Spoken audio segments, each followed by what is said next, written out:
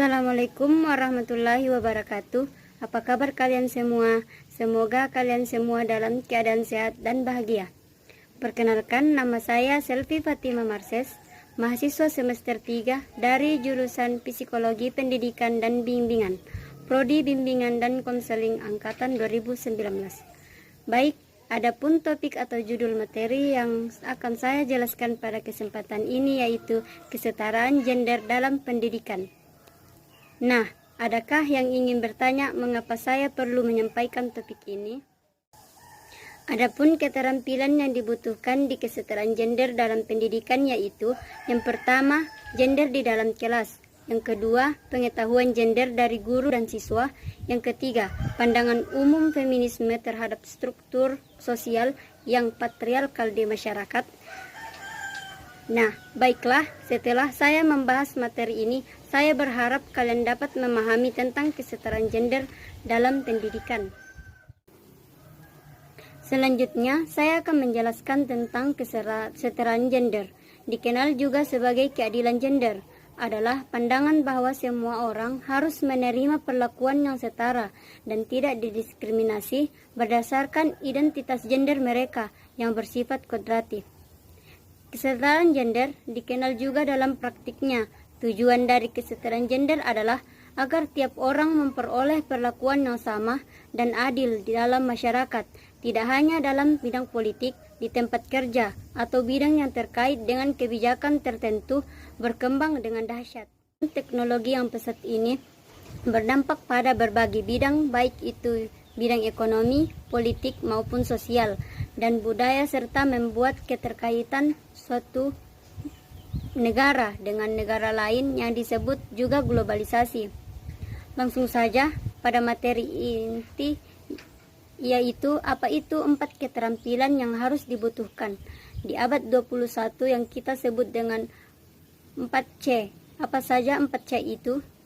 1. Critical thinking atau berpikir kritis. Melihat sebuah masalah dan menganalisisnya, artinya bagaimana kita mampu melihat dan menganalisa sesuatu hal. Tentu saja hal ini dibutuhkan ketika kita ingin memecahkan suatu masalah. Sehingga itu apa yang diperlukan? Kita perlu banyak membaca, karena mengapa dengan rajin membaca maka pengetahuan kita akan bertambah. Terus utamaan gender bidang pendidikan merupakan strategi dasar untuk mencapai keadilan dan kesetaraan gender. Hal ini dicapai dengan cara mengintegrasikan permasalahan gender ke dalam proses perencanaan, pelaksanaan, program dan kegiatan pembangunan nasional di berbagai bidang. Semua warga laki-laki maupun perempuan mempunyai kesempatan yang sama untuk memperbaiki atau mempertahankan kehidupan.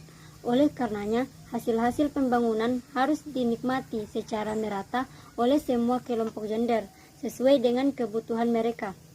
Pelaksanaan pembangunan nasional khususnya di bidang pendidikan selama ini masih terdapat kesenjangan partisipasi antara perempuan dan laki-laki. Menurut Manage Pemberdayaan Perempuan bahwa sampai dengan tahun 2009 rata-rata lama sekolah perempuan sekitar 6,5 tahun dan laki-laki 7,6 tahun. Hingga tahun 2010 perempuan buta aksara usia 15 tahun ke atas mencapai 13,84%, sedangkan laki-laki 6,52%. Pengaruh utamaan gender yang di dalamnya terkandung pendidikan responsif gender merupakan upaya untuk memperhatikan gender. Isu gender telah menjadi wacana sejak dulu. Kemudian isu tersebut diformulasikan menjadi sebuah kebijakan. Setelah kebijakan itu dibuat, kemudian kebijakan tersebut diimplementasikan, yang ditunjukkan pada perilaku, kinerja, atau pencapaian prestasi yang diharapkan dari kebijakan yang dibuat itu. Prestasi yang diharapkan sebagai tujuan awal dapat dilihat dengan adanya sebagai evaluasi perilaku kinerja kebijakan pendidikan oleh pelaku kebijakan. Itulah tadi materi yang sempat saya bawakan. Mudah-mudahan kita diberi kesehatan sehingga kita dapat berjumpa di lain waktu. Terima kasih. Assalamualaikum warahmatullahi wabarakatuh.